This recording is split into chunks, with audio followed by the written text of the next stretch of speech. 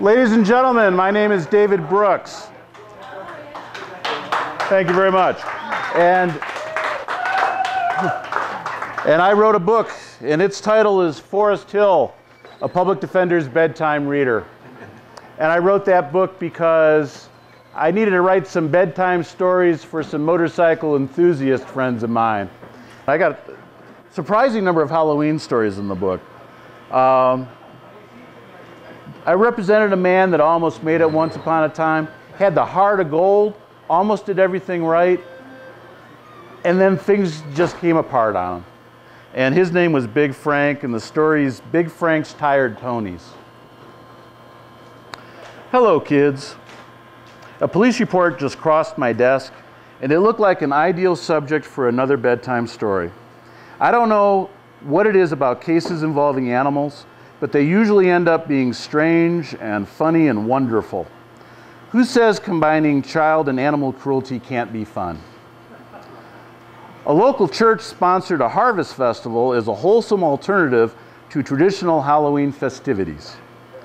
To make it an attractive option, they hired carnival rides, jump houses, and huge slides. They also hired a man who operates a pony ride for the kids, and Big Frank's Pony Rides was hired for the event. Now, Big Frank had recently been released from state prison, having served a couple of years for manufacturing methamphetamine. When Big Frank was released, he had a very tough time finding a job. Using his previously acquired abundant but illegal entrepreneurial skill, Big Frank set out to start his own business.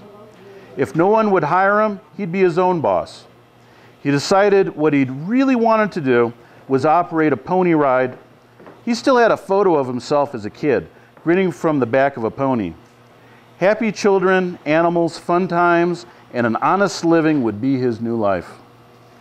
He used the welding skills he learned in prison to fabricate a turnstile to harness 4 ponies, as well as a trailer to haul animals and equipment. He found an old truck to haul the trailer, and the truck was not even stolen. Last on the shopping list were the ponies. Big Frank didn't have money left over, so he was looking for some bargain basement animals. He found that he could afford older animals that were horribly mean, or older animals that were very tired. Naturally, Big Frank opted for the tired animals, not wanting to risk injuring the little children who'd be on the ride. Big Frank's business did pretty well, and he swiftly booked some birthday parties, craft fairs, and pumpkin patches. He enjoyed his new job very much and felt that he'd found a way to bring happiness to children. Unfortunately, the tired old ponies grew more and more weary. With just a bit more money, Big Frank could buy new ponies, and he'd made arrangements with a pony breeder to put the old horses out to pasture when the time came. Big Frank didn't have the heart to send the wee nags to the Alpo man. When the time came to do the church's harvest festival, the tired old ponies had already done gigs the 2 previous days. They were simply not in the mood to give the kids rides. Big Frank thought about canceling the event, but didn't have the heart to disappoint the kids. He also needed the money. Frank considered his options. It's at this point that Frank's judgment seems to have dribbled out of his ears. Frank decided that the ponies needed a little pick-me-up. Calling an old friend, he secured a quantity of methamphetamine and injected each of the ponies with what he felt was a small amount. The crank had the desired effect. The ponies walked around the turnstile and hauled the tots without complaint. Everything seemed just fine. Kids, when everything seems just fine, it's time to be on your guard. Everything being just fine is exactly what happens just before all hell breaks loose.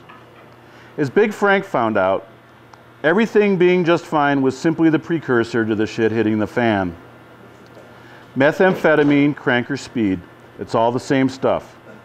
It took a little while for the ponies to feel the full effect, but feel it they did. The walk around the turnstile turned into a canter and then a gallop.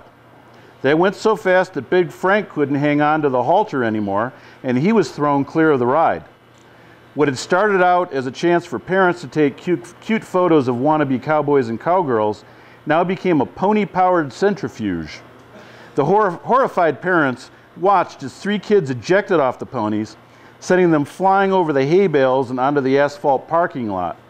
One kid, however, clung to his pony, both fists wrapped in the pony's mane. He freed his left hand, raised it high, and kicked with his heels. The pony kicked a bit, and with the other 3 ponies, went just a bit faster. The now frantic father of the wild rider stepped forward in an attempt to grab a halter. The end of the turnstile arm caught the dad on the shoulder, smacking him 12 feet backwards. Big Frank was horrified at what was happening. He lunged for one of the pony's halters, braced as best he could, and gave it the hardest yank he could muster. The pony applied his power brakes, as did each of the other 3. The wild rider, however, continued forward at the same unabated speed. The child turned a half somersault in the air, blew through the apple bobbing booth next door, and landed in the middle of a large woman dressed as a black and white dairy cow. Ambulance, police cars, and fire trucks were all swift to arrive. Big Frank was gratified that all the injuries ended up being scrapes and bruises. It was thought that the woman in the cow costume had suffered a heart attack, but it turned out it was just anxiety, easily treated with some Valium she already had in her black and white purse. Big Frank was less pleased when medical tests confirmed that the ponies had been juiced, and he was arrested for both felony animal cruelty and felony child endangerment. A parole violation was also filed. Kids, I don't know what to tell you about this one.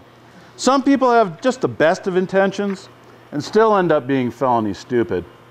Big Frank isn't such a bad guy, but he'll be going back to prison for a while because he just couldn't think the plan through. Try not to make that mistake too often when you grow up, although everybody does. The ponies? Yeah, they're okay. A little strung out, maybe. They're being held as evidence for now, but the animal shelter will have no trouble finding homes for them when this case is over. Good night, kids. I've got the light.